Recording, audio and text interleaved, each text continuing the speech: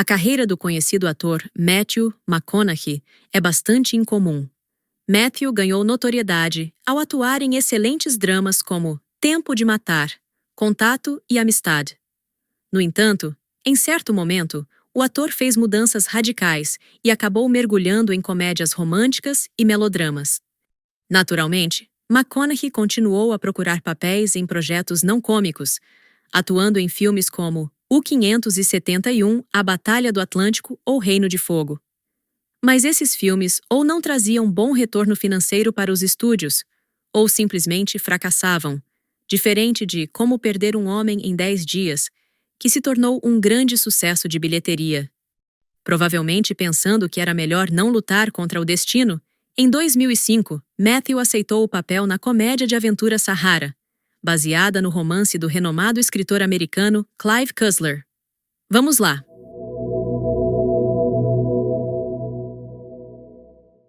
Sahara é um filme com uma história bastante curiosa.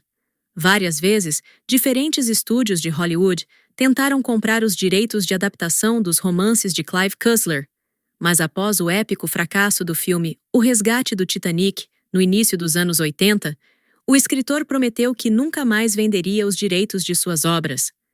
O Resgate do Titanic se tornou uma das maiores decepções da década de 80.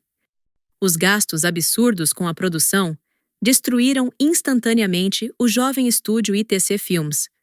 Porém, ao contrário de muitos outros fracassos cinematográficos, em que é difícil entender para onde foi o dinheiro, com o Resgate do Titanic isso era mais evidente. O enredo do filme de aventura, baseado no romance de Cussler, girava em torno de trazer o Titanic de volta à superfície.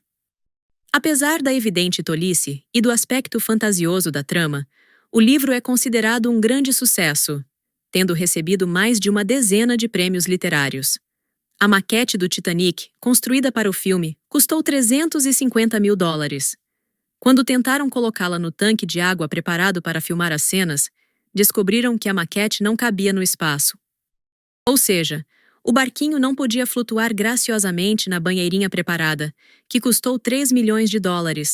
Em vez de construir um modelo menor e vender o original para algum museu, o que os produtores do filme fizeram? Certo, construíram um novo reservatório, o que consumiu mais 6 milhões do orçamento. O fracasso foi estrondoso. Com um orçamento de $37 milhões, o filme arrecadou apenas 7 milhões nas bilheterias. Ajustando pela inflação, isso equivaleria hoje a um orçamento de 120 milhões e uma bilheteria de 25 milhões.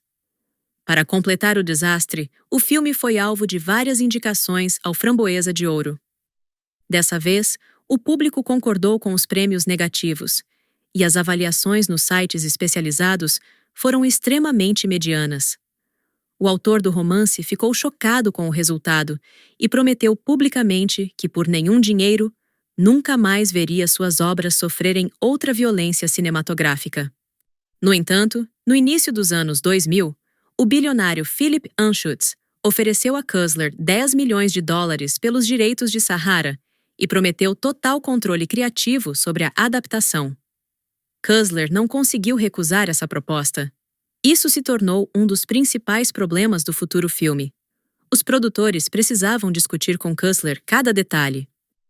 Foi ele quem rejeitou Tom Cruise, que estava interessado no papel, alegando que o ator era pequeno demais e poderia facilmente se perder em uma tempestade de areia.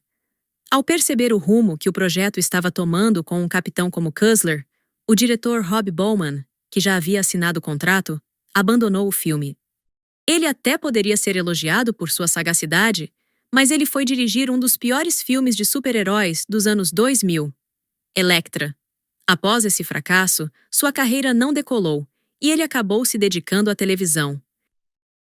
Após Bowman, Hugh Jackman também desistiu do filme, embora Cussler desejasse muito ver o ator no papel principal. Só então Matthew McConaughey conseguiu o papel principal.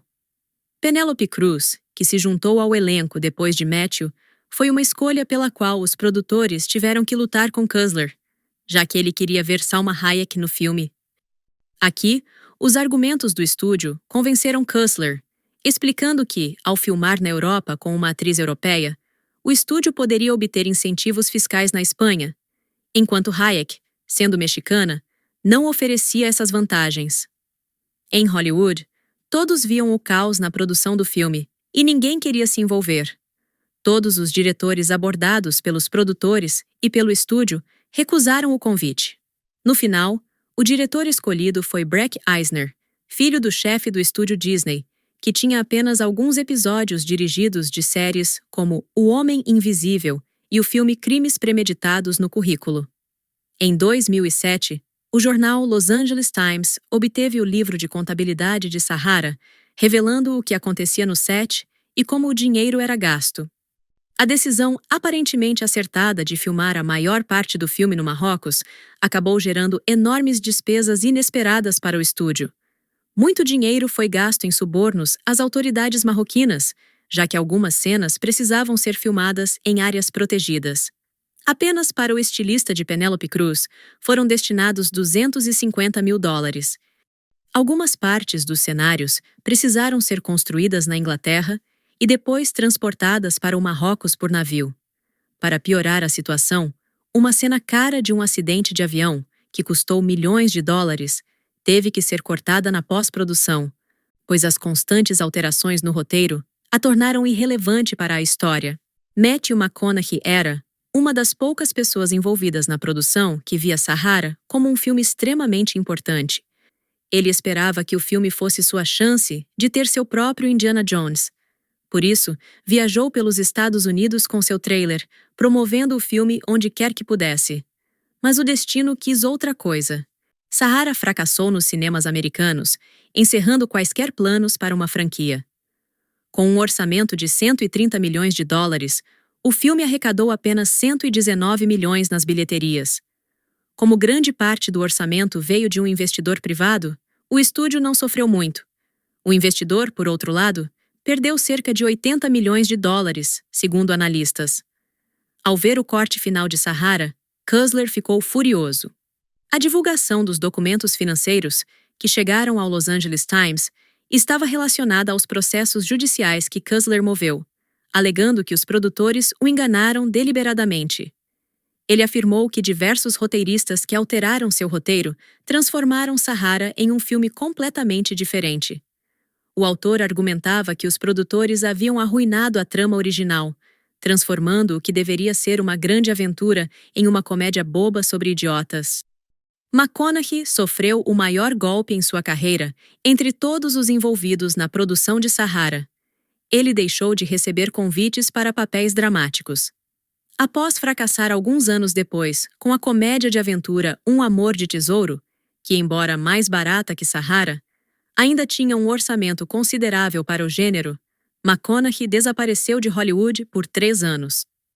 Ele voltou com O Poder e a Lei, que deu início a uma nova fase de sua carreira, sem projetos cômicos. Em 2013, voltou ao topo com papéis na série True Detective e no drama vencedor do Oscar Clube de Compras Dallas. Curiosamente, desde 2016, a carreira de McConaughey voltou a enfrentar problemas, devido a fracassos como A Torre Negra e Calmaria. Resta-nos torcer para que Magnatas do Crime não seja uma exceção e que Matthew consiga se reerguer novamente. Obrigada pela sua atenção. Inscreva-se e fique conectado.